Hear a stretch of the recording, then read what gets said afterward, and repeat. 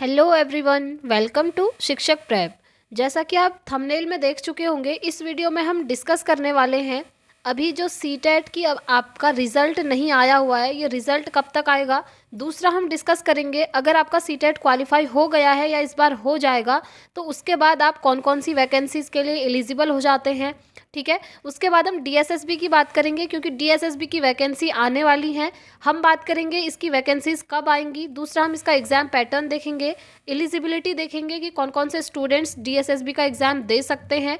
साथ में syllabus discuss करेंगे और एज क्राइटेरिया क्या रहने वाला है हर कैटेगरी के स्टूडेंट के लिए, ये भी देखेंगे। तो फ्रेंड्स, अगर आप चैनल पर नए हैं तो चैनल को सब्सक्राइब कर लीजिएगा ताकि आने वाले वीडियोस की नोटिफिकेशंस आपको मिलती रहें। वीडियोस को एंड तक देखिएगा, स्किप मत करिएगा, अदरवाइज आपको ये सारी इन्फॉर्मेशन जो है समझ में नहीं आएगी। ठीक है, तो चलिए स्टार्ट करते हैं वन बाय वन। तो देखिए फ्रेंड्स, सबसे पहले मैं आपको बता दूं सीटेट का रिज़ल्ट हमने पहले ही बोला था या तो आ जाएगा फेब लास्ट में, बट मैं आपको बोल रही थी कि रिज़ल्ट तो आपका मार्च में ही आना है। बहुत सारे स्टूडेंट्स के कमेंट्स थे कि रिज़ल्ट फरवरी एंड में आने वाला है। ठीक है, तो आपने देखा फरवरी एंड तो चला गया, रिज़ल्ट हमारा आया नहीं है, तो रिज़ल्ट आपका वही मार्च में जाएगा और मैंने आपको डेट बताई हुई है 10 मार्च। आप 10 मार्च तक वेट कीजिए, आपका रिज़ल्ट आ जाएगा। ठीक है, सीटेट से रिलेटेड जितनी भी क्वेरीज़ हैं आप कमेंट कीजिएगा, उसके लिए मैं दूसरी वीडियो लेकर आऊँगी। अभी हम डिटेल में ये डिस्कस करने वाले हैं कि इस बार अगर आपका सीटेट क्वालिफाई हो जाता है या फिर आपने ऑलरेडी सीटेट क्वालिफाई किया हुआ है तो अब आने वाले कौन से एग्ज़ाम हैं जो आप दे सकते हैं। तो देखिए फ्रेंड्स, एग्ज़ाम तो बहुत सारे हैं जो आप दे सकते हैं। पहले तो हम डीएसएसबी ही कहेंगे, दूसरा आप दे सकते हैं सुपर टेट। ठीक है, दूसरा आप एलिजिबल हो जाते हैं केवीएस का एग्ज़ाम देने के लिए, एनवीएस का एग्ज़ाम देने के लिए। ठीक है, बट इस वीडियो में हम सिर्फ डीएसएसबी की बात करेंगे क्योंकि डी ट्रिपल एसबी की वैकेंसीज 2023 में आनी डन है। ठीक है, तो अपकमिंग एग्ज़ाम यही है, तो इसी पर फोकस करते हुए इसी के बारे में सारी चीज़ें मैं आपको वन बाय वन बताऊंगी। तो देखिए, जिनका भी एग्ज़ाम इस बार सीटेट क्वालिफाई हो जाएगा या ऑलरेडी हुआ है उन सभी के लिए बहुत अच्छी न्यूज़ है। ठीक है, तो चलिए स्टार्ट करते हैं। सबसे पहले हम बात कर लेते हैं डीएसएसबी की वैकेंसीज़ कब तक आएंगी। ठीक है, तो देखिए फ्रेंड्स, अगर हम वैकेंसीज़ की बात करें तो ये वैकेंसीज़ आने वाली हैं, कभी भी आ जाएंगी, आप देख सकते हैं। मोस्टली हम ये कहेंगे कि ये जो वैकेंसीज़ है ना, मार्च से लेकर अप्रैल में आपको नोटिफिकेशन देखने को मिल सकता है। ठीक है, पहली बात रही ये। दूसरा मैं आपको बताऊं, ये जो डीएसएसबी है ना, हमेशा ये एग्ज़ाम्स कराता है समर्स में। ठीक है, विंटर्स में आपने कभी भी देखा होगा डीएसएसबी का एग्ज़ाम नहीं हुआ है, तो समर्स तो आ ही चुका है, तो इसीलिए एग्ज़ाम आपका हो जाएगा, आप टेंशन मत लीजिएगा क्योंकि गर्मियों में ही आपका एग्ज़ाम होना है। ठीक, अब हम दूसरा बात करते हैं। देखिए, एलिजिबिलिटी की बात करते हैं कि कौन कौन से स्टूडेंट्स जो हैं डी ट्रिपल एस बी का एग्ज़ाम दे सकते हैं। तो आप स्क्रीन पर देखिए, मैंने वन बाय वन सारे पॉइंट्स लिखे हुए हैं कि एलिजिबिलिटी क्राइटेरिया क्या होगा। सबसे पहले यहाँ पर मैंने मेंशन किया हुआ है, देखिए डी ट्रिपल एस बी में वैसे वैकेंसीज तो पीआरटी में भी आती हैं, टीजीटी में भी आती हैं, पीजीटी में भी आपको देखने को मिलेंगी और साथ में स्पेशल एजुकेटर इस बार नई पोस्ट है। ठीक है, स्पेशल एजुकेटर, इन सभी की वैकेंसीज आपको देखने को मिलेंगी। बट इस वीडियो में देखिए हम बात करने वाले हैं मेनली पीआरटी के ऊपर, क्योंकि ज़्यादातर स्टूडेंट्स का फोकस पीआरटी पर ही रहता है और सबसे ज़्यादा फॉर्म जो भरे जाते हैं वो प्राइमरी टीचर के ही भरे जाते हैं। ठीक है, तो देखिए, जो आपका डीएसएसबी का एग्जामिनेशन होता है ना, सबसे पहली बात ऑनलाइन एग्जामिनेशन आपका होगा, सीबीटी मोड में होगा, यानी कि कंप्यूटर बेस्ड टेस्ट। जैसे कि अभी आप देख ही रहे हैं सारे ही एग्ज़ाम ऑनलाइन हो रहे हैं, लाइक सीटेट भी आपका ऑनलाइन हो रहा है।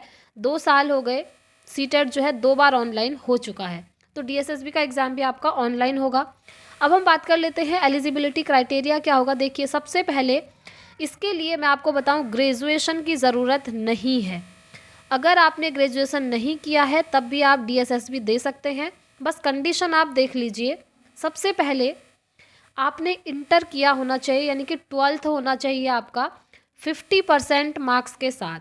ठीक है, ये जनरल कैटेगरी के स्टूडेंट्स के लिए है, हम पीआरटी की बात कर रहे हैं, पहले आप ये ध्यान रखिएगा, primary teachers D triple S B. ठीक है, तो यहाँ पर एलिजिबिलिटी क्राइटेरिया क्या है, आपने 12th किया होना चाहिए 50% मार्क्स के साथ। और ये जो 50% है ना, ये जनरल कैटेगरी के स्टूडेंट के लिए है। अदर जो SC ST OBC कैटेगरी के स्टूडेंट आते हैं उनके लिए ये जो परसेंटेज है इसमें भी कुछ रिलैक्सेशन होता है। ठीक है, दूसरा एलिजिबिलिटी हम बात करेंगे, आपने या तो डीएलएड किया होना चाहिए या फिर आपके पास बीएड होना चाहिए। अगर बीएड नहीं है तो आपके पास बीएलएड होना चाहिए। अदरवाइज़ फोर्थ ऑप्शन है आपके पास कोई डिप्लोमा होना चाहिए। ठीक है, इनमें से एक चीज़ मैंडेटरी होती है DSSB PRT की वैकेंसीज़ के लिए।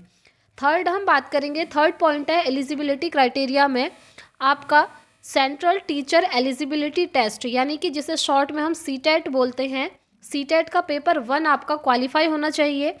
ये तीनों कंडीशंस मस्ट हैं फ्रेंड्स। अगर ये तीनों कंडीशंस आप फुलफ़िल करते हैं तो आप DSSB के एग्ज़ाम्स दे सकते हैं और एग्ज़ाम्स जो हैं बहुत जल्द हो जाएंगे। और आपने देखा होगा जो DSSB का सिलेबस है ना फ्रेंड्स, काफ़ी वास्ट सिलेबस है, इसलिए आप अभी से प्रिपरेशन स्टार्ट कर दीजिए ताकि जैसे ही नोटिफिकेशन आएगा देन आपका एग्जामिनेशन होगा तो आप उस एग्ज़ाम को क्वालिफाई कर पाएँ।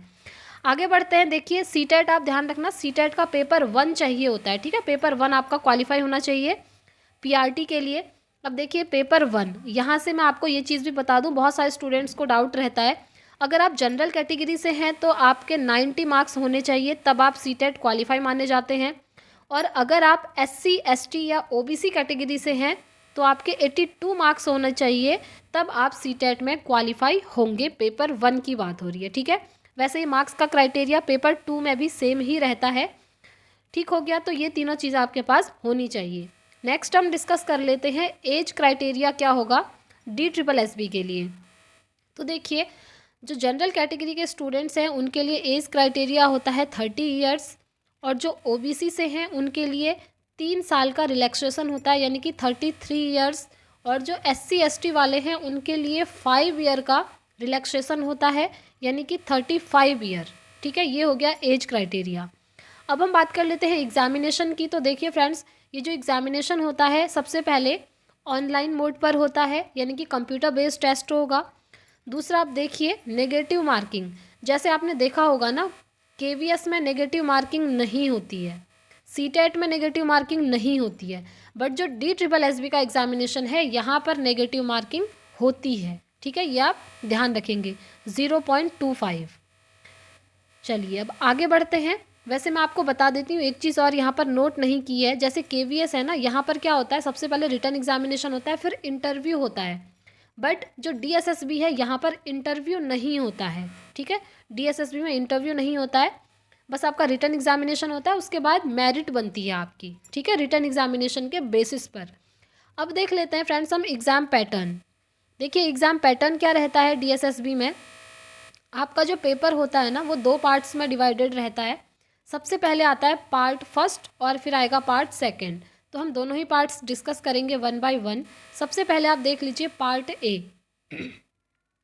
पार्ट ए के अंदर आते हैं आपके कौन कौन से सब्जेक्ट। देखिए पहला हिंदी आता है 20 मार्क्स का, इंग्लिश पूछी जाती है 20 मार्क्स की, रीजनिंग के क्वेश्चन आते हैं 20, और देखिए जनरल अवेयरनेस आता है आपका 20 मार्क्स का, और आपका मैथमेटिक्स रीजनिंग वगैरह सब कुछ आता है यहाँ पर, ये भी 20 मार्क्स का। ठीक है, तो टोटल मिला करके यहाँ पर हो गए 100 मार्क्स। तो ये जो आपका रिटन एग्जामिनेशन पार्ट फर्स्ट होता है ये होता है आपका 100 मार्क्स का। ठीक है, अब हम पार्ट सेकंड देखें तो पार्ट सेकंड में आपकी पेडागोजी पूछी जाती है जो आती है 100 मार्क्स की। तो देख रहे हैं आप, आपका पूरा क्वेश्चन पेपर कितना हो गया 200 मार्क्स का। ठीक है, और ये 2 पार्ट्स में डिवाइडेड है, और दोनों पार्ट्स में क्या क्या सब्जेक्ट आते हैं ये मैंने आपको बता दिया है। यहाँ पर मैंने नोट भी किया है नो इंटरव्यू, यहाँ पर रिटन एग्जामिनेशन के बाद आपका इंटरव्यू नहीं होता है। अब मैं आपको एक बात बता दूं फ्रेंड्स, यहाँ पर कुछ चीज़ें हैं जो आपको ध्यान रखनी है। जो पार्ट ए का सेक्शन आप देख रहे हैं यहाँ पर आपको पास होना बहुत ज़रूरी है। दूसरा जो पार्ट 2 है यहाँ पर भी आपको पास होना पड़ेगा। इन दोनों पार्ट में जब आप पास हो जाएंगे उसके बाद ही मेरिट में आपको काउंट किया जाएगा। और पासिंग मार्क्स दोनों में चाहिए होता है 40% इधर और 40% इधर। अगर आप इतने मार्क्स ले आते हैं तो आप पास हो जाएंगे। उसके बाद मेरिट बनेगी, जिन भी स्टूडेंट्स के इससे ज़्यादा मार्क्स होंगे ऐसे करके 1 बाय 1 मेरिट बनेगी। आपको पता ही है किस तरह से मेरिट बनती है। ठीक है, तो फ्रेंड्स ये सारी इन्फॉर्मेशन मैंने आपको दे दी। आई होप आपके लिए वीडियो काफ़ी हेल्पफुल रहेगी। जो भी स्टूडेंट्स DSSB का एग्जामिनेशन देना चाहते हैं अभी से प्रिपरेशन स्टार्ट कर दीजिए फ्रेंड्स। और एक चीज़ मैं आपको और बताऊंगी, आप प्रीवियस ईयर क्वेश्चन पेपर ज़रूर लगाइएगा, क्योंकि ये सारे ही एग्ज़ाम में काफ़ी इंपॉर्टेंट हो जाते हैं। आप सीटेट ले लीजिए, केवीएस है, एनवीएस है, DSSB, super TET, UP TET, इन सभी के लिए previous year question paper is the most important, ठीक है। और दूसरा मैं आपको बताऊं, डीएसएसबी में जब आप पेडागोजी की प्रिपरेशन करेंगे ना फ्रेंड्स, तो आप एनआईओएस की बुक्स पढ़ सकते हैं, ये काफ़ी हेल्प करती हैं, ठीक है। तो आज की वीडियो में इतना ही रखते हैं फ्रेंड्स, मिलते हैं अब नेक्स्ट वीडियो में। अगर आप चैनल पर नए होंगे तो चैनल को सब्सक्राइब कर लीजिएगा, ताकि ऐसे ही इंपॉर्टेंट वीडियोस आप तक पहुंच सकें। और जो अपकमिंग सीटेट आ रहा है उसकी प्रिपरेशन हम कर रहे हैं, साथ में यूपी टेट के प्रैक्टिस सेट्स भी हमारे चल रहे हैं, ठीक है। और टीचिंग से रिलेटेड कोई भी इन्फॉर्मेशन जैसे ही आती है आपको इस चैनल के माध्यम से तुरंत बता दिया जाता है। मिलते हैं अब नेक्स्ट वीडियो में, तब तक के लिए thank you, bye bye, take care, all the very best.